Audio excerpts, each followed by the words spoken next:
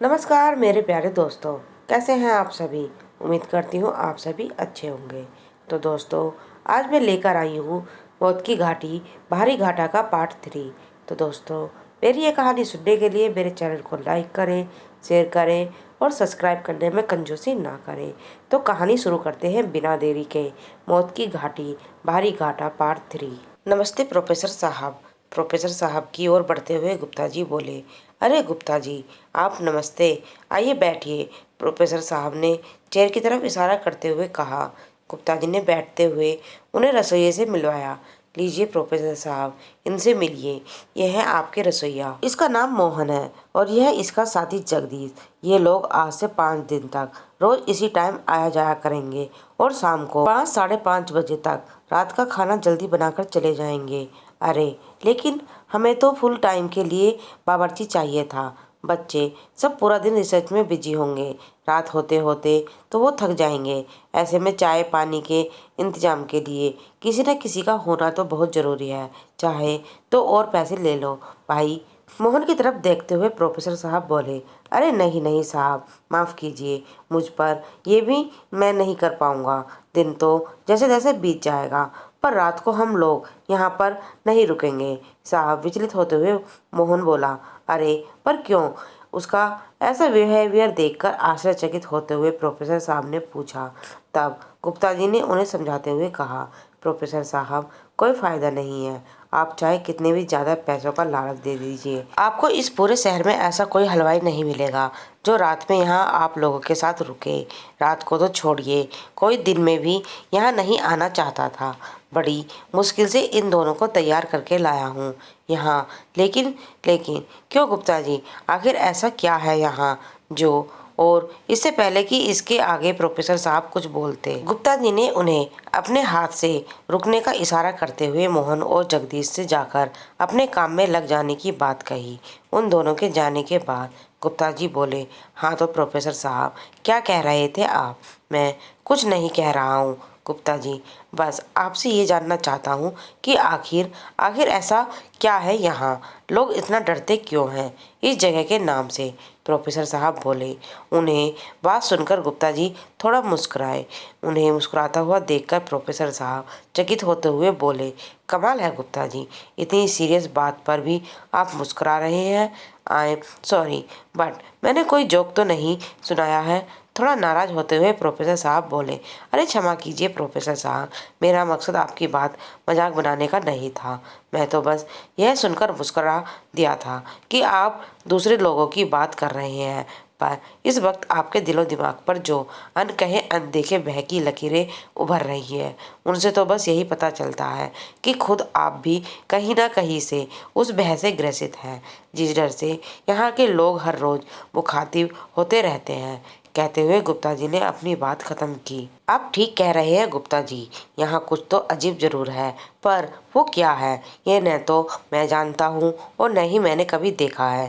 पर जो कुछ कल रात यहाँ हुआ वो सच में बहुत ही ज़्यादा आश्चर्यजनक था। प्रोफेसर साहब बोले। कल रात क्या हुआ था यहाँ? प्रोफेसर साहब, गुप्ता जी ने पूछा। तब प्रोफेसर साहब ने उन्हें रात का सारा घटनाक्रम और सुबह लड़कियों के मुंह से सुना वाकया कहकर सुनाया। ये सब बात सुनकर गुप्ता जी सकते में आ गए। राम राम राम, भगवान भगवान। प्रोफेसर साहब, कल रात आप लोगों ने जो कुछ सुना वो सब न तो कोई वहम था और न ही कोई मानवीय घटना। ये तो परलौकिक घटना थी, पैरानॉर्मल एक्टिविटी। क्या ये आप क्या कह रहे हैं गुप्ता जी? प्रोफेसर साहब ने पूछा। मैं सच कह रहा हूँ प्रोफेसर साहब, और मेरी मानिए तो आप भी इस जगह को छोड़ दीजिए आज ही। जान रही हो तो कोई रिसर्च कर लेंगे आप सब, पर अब ये जगह छोड़ देने में ही भलाई है आप लोगों की। गुप्ता जी ने प्रोफेसर साहब को आगाह करते हुए कहा। मैं आपकी सलाह मानता हूँ गुप्ता जी, पर अब मेरे हाथ में कुछ नहीं है। इस प्रोजेक्ट को कैंसिल करने के लिए कोई बहुत ज़्यादा ठोस कारण चाहिए होगा, क्योंकि यूनिवर्सिटी मैनेजमेंट इस रीजन को बिल्कुल भी एक्सेप्ट नहीं करेगा। और फिर हमारे पास ऐसा कोई सबूत भी तो नहीं है कि यहाँ स्टूडेंट की जान को खतरा है।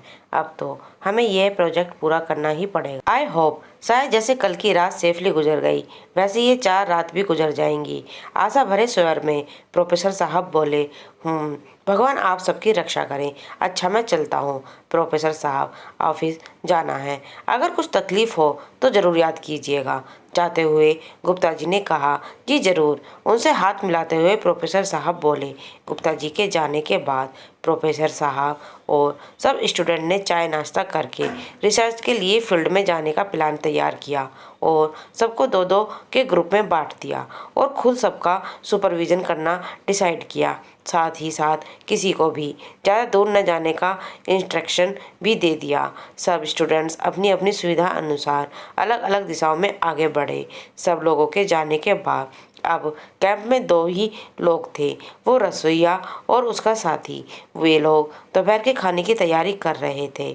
रसोइये मोहन का साथी जगदीश टैंकर से पानी भरने वाली बाल्टी लेकर कैंप के पीछे गया। वो टैंकर से बाल्टी भर कर ही ला रहा था कि अचानक उसने अपने पीछे किसी के खड़े होने का आभास हुआ। उसे लगा शायद मोहन है, इसलिए वो बिना पलटे ही बोल पड़ा। अरे मोहन भाई, जरा बाल्टी देखना, मैं हल्का होकर आता हूँ। कहते हैं वो टैंकर के पीछे झाड़ियों की तरफ भागा। थोड़ी ही देर बाद जब वो लौटकर आया तो देखा टैंकर का बाल बंद है और बाल्टी भी भरी हुई है। उसने बाल्टी उठाकर मोहन को कोसते हुए कहा, ये मोहन भाई भी ना। अरे जब बाल्टी भर ही गई थी तो साथ ले जाते ना। बाल बंद करके बाल्टी वहीं छोड़ दी। मानो मेरा काम करने से उनका ओहदा घट जाएगा। अभी कोई जंगली जानवर मुंह मार देता पानी में तो। इस तरह बड़बड़ाते हुए पानी लेकर मोहन के पास पहुंचा। उसे झुंझलाया हुआ देखकर मोहन ने पूछा, अरे भाई जगदीश, क्या हुआ तुझे? ऐसे पपीते के जैसे मुंह क्यों फूला है तेरा? ये आप मुझसे पूछ रहे हो मोहन भाई? अरे जब बाल बंद कर दिया था तो बाल्टी भी उठा लेते, हाथ नहीं घिस जाते आपके? इतना सा काम कर लेते तो। भरी बाल्टी वहीं छोड़कर आ गए। अगर कोई जानवर मुंह मार देता तो? झुंझलाते हुए जगदीश ने कहा। कौन सी बाल्टी? क्या बोल रहा है जगदीश? मैं तो कब से बैठकर यहाँ सब्जियाँ काट रहा हूँ। मैंने कब आकर बाल बंद कर दिया? आश्चर्य से मोहन ने जगदीश से पूछा। माथा तो ठीक है ना तेरा? क्या क्या क्या मतलब? आपका? मोहन भाई, मतलब आप ये कह रहे हो कि आप टैंकर की तरफ आए ही नहीं? चकित हुए जगदीश ने कहा। अरे हाँ भाई, नहीं आया मैं। अपनी बात पर जोर देते हुए मोहन बोला। देखो मोहन भाई, अगर आप मजाक कर रहे हो तो बता दो यार, ये भारी घाटा है, प्लीज़ यहाँ पर ऐसे मजाक मत करो। जगदीश ने फिर मोहन से कहा। क्या बोल रहे हो जगदीश? बोरा गए हो क्या? कहा ने मैंने यहाँ से हिला तक नहीं हूँ। अरे इतना काम पड़ा है सामने और मैं वहाँ आकर तुम्हारा काम क्या करूँगा भाई? मोहन ने सफाई दी।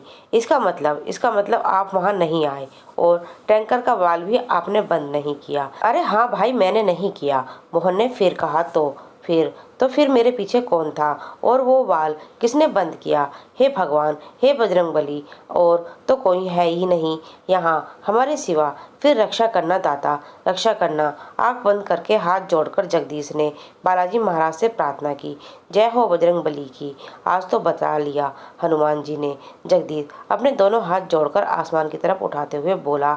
अरे पर जगदीश हुआ क्या, ये तो बताओ? मोहन ने पूछा। कुछ मत पूछो मोहन भाई, जब मैं टैंकर से पानी भर रहा था उस वक्त मुझे लगा कि मेरे पीछे कोई खड़ा है। मुझे लगा आप हो, इसलिए आपको बाल्टी का ध्यान रखने की बात कहकर मैं हल्का होने चला गया। जब लौटकर आया तो बाल्टी भर चुकी थी और टैंकर का बाल भी बंद था। पर आप तो कह रहे हो कि यहाँ से हिले ही नहीं हो। हम दोनों के अलावा कोई तीसरा कैंप में है भी नहीं। फिर ये किया किसने? कुछ समझो मोहन भाई, जगदीश ने कहा। हाँ जगदीश, सब समझ में आ गया भाई। छोड़ ये सब काम और भाग चल यहाँ से। अरे जब जान ही नहीं रहेगी तो पैसों का करेंगे क्या? भयांतिक होते हुए मोहन बोला। अरे लेकिन प्रोफेसर साहब को तो आ जाने दो मोहन भाई, उन्हें बिना बताए जाना क्या ठीक रहेगा? जगदीश ने मोहन से पूछा। अरे पागल, यहाँ किससे पता है कि वो लोग वापस आएंगे भी या नहीं? कहीं ये भारी घाटा समाधि न बना दे लोगों की। ऊपर से बड़े लोगों ने घाटे वाले हनुमान जी के दर्शन भी नहीं किए हैं। अब ऐसे गुमान रूहानी लोगों के लिए हम काहे को अपनी ज़िंदगी खतरे में डालें। अरे मूर्ख, बाबा ने हमको चेतावनी दिलवाकर बचा लिया है।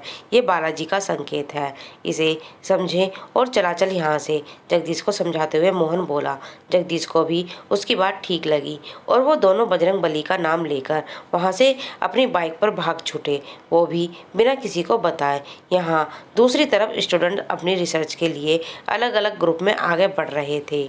वे लोग पेड़ पौधे, खासकर धव के पेड़ की तस्वीरें ले रहे थे। उनकी पत्तियां, मिट्टी के सैंपल और जो भी उन्हें रिसर्च के लिए चाहिए था वे चीज़ें इकट्ठे कर रहे थे। शिवम और दीपक इसी धुन में बाकी सबसे काफ़ी दूर आ गए थे और उन्हें इस बात का ध्यान भी नहीं था। अरे यार दीपक, बाकी सबकी आवाज़ें नहीं आ रही हैं यार, कहीं ऐसा तो नहीं कि हम लोग सबसे अलग हो गए हैं। शिवम ने दीपक से कहा। अरे होंगे यहीं कहीं, तुमको क्या करना, अपना काम करो ना यार। शाम को सर जब सबके सैंपल देखेंगे तो देख लेना, हमारे पास ही सबसे ज़्यादा सैंपल होंगे। दीपक ने कहा। हाँ, बस तुम पिक्चर सही से क्लिक करना, शिवम ने उसे छेड़ते हुए कहा। दोनों अपने आप काम में मस्त थे। तभी दीपक के कैमरे के सामने अचानक कुछ अजीब सा आ गया। आउच, ये क्या है? शॉक्ड होते हुए दीपक बोला। क्या हुआ दीपक? शिवम ने उसके पास आते हुए कहा। पता नहीं यार, कुछ अजीब सा आया था कैमरे के सामने, दीपक ने कहा। अजीब सा? लेकिन क्या? शिवम ने पूछा। पता नहीं, लेट मी चेक, कहते हुए दीपक ने फ़ोटो रिवाइंड किया। उन दोनों ने फ़ोटो रिवाइंड करके जैसे ही देखा उनके होश ही उड़ गए। दीपक, ये क्या है? ये क्या क्लिक किया तुमने? घबराते हुए शिवम ने कहा। पता नहीं यार, ये तो कोई सरकटा आदमी है, भैंसा कपकपाते हुए दीपक ने कहा। दीपक, मुझे यहाँ कुछ ठीक नहीं लग रहा है और इससे पहले कि हमारी हालत भी इस फोटो की तरह हो जाए, भाग चलते हैं यहाँ से। हाँ यार शिवम, तुम ठीक कह रहे हो, चलो यहाँ से जल्दी, कहते हुए दीपक ने शिवम का हाथ पकड़ा और दोनों कैंप की तरफ भागने लगे। वहीं दूसरी तरफ प्रिया और रुचिका भी अपने काम में लगी हुई थीं।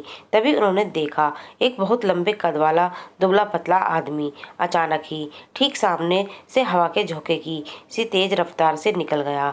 अचानक हुई उस भयानक घटना ने उन दोनों के भी रोंगटे खड़े कर दिए और वो दोनों भी बिना वक्त गवाए सीधे अपने कैंप की ओर भागी। प्रोफेसर साहब भी इन भूतिया हरकतों से अछूते नहीं रहे। वे भी सुपरविजन के लिए अलग अलग ग्रुप के पास जा जाकर उनके काम को ऑब्जर्व कर रहे थे। इसी कड़ी में जब वे नीलम और स्नेहा के ग्रुप को ऑब्जर्व करने राहुल और मानव के ग्रुप को और बड़े, तब रास्ते में उन्हें एक छोटी सी बच्ची बैठी रोती हुई सी दिखाई दी। उस भयानक जंगल में उस छोटी सी बच्ची को इस तरह अकेला रोता देखकर प्रोफेसर साहब को अचरज हुआ। ये सोच में पड़ गए कि आखिर इस भयानक और निर्जन जंगल में इतनी छोटी बच्ची आई तो आई कहाँ से। उसे देखकर उन्हें गुप्ता जी की कही एक बात याद आ गई जो उनके मन को एक अनजाने बहके आगोश में ढकेल रही थी। फिर भी हिम्मत करके वे धीरे धीरे उस बच्ची के करीब पहुँचे और बड़े प्यार से उसके माथे पर हाथ रखकर उससे पूछा, तुम कौन हो बेटा और यहाँ कैसे आई? उसकी आवाज़ सुनकर उस बच्ची का रोना तो बंद हो गया, पर उसने अपना चेहरा ऊपर नहीं उठाया। उस पर प्रोफेसर साहब थोड़ा झुककर उसके पास बैठे हुए फिर बोले, कौन हो तुम बेटा? तुम्हारे माँ बाप कहाँ हैं? इस घने जंगल में तुम अकेली क्या कर रही हो? कैसे आई यहाँ पर? बोलो। उनके इतने सवाल सुनकर भी वो बच्ची तस से मस नहीं हुई। ऐसे में प्रोफेसर साहब को कुछ ठीक न होने का अंदेशा होने लगा और उन्होंने वहाँ से हट जाने का निर्णय किया। जैसे ही वह तेजी से पलटकर वहाँ से जाने को हुए, उस बच्ची ने पीछे से लपककर उनका हाथ पकड़ लिया। इस पर उन्होंने पलटकर पीछे देखा तो डर के मारे उनकी आंखें फटी की फटी ही रह गईं। उन्होंने जो देखा वो वाकई बहुत ज़्यादा भयानक था। उस बच्ची का चेहरा बुरी तरह से कटा फटा और सफ़ेद पड़ा हुआ था।